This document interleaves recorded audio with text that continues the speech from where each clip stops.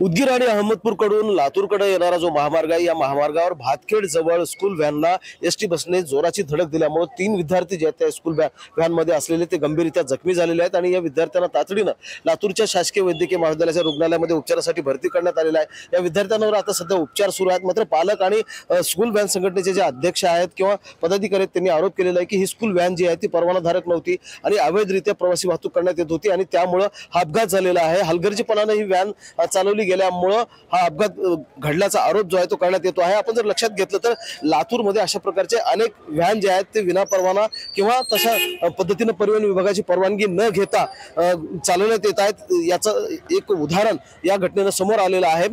लातूर जवळच्या भातखेड जवळ हा अपघात घडलेला आहे आणि या अपघातामध्ये 3 विद्यार्थी गंभीररित्या जखमी झाले आहेत। त्यांच्यावर आता उपचार सुरू आहेत। महेंद्र जोंधळे, टीव्ही मराठी, लातूर।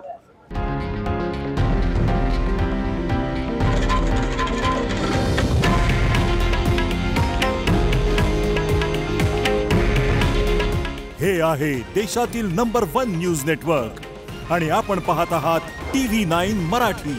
काळजी तुमची, हित महाराष्ट्राचं।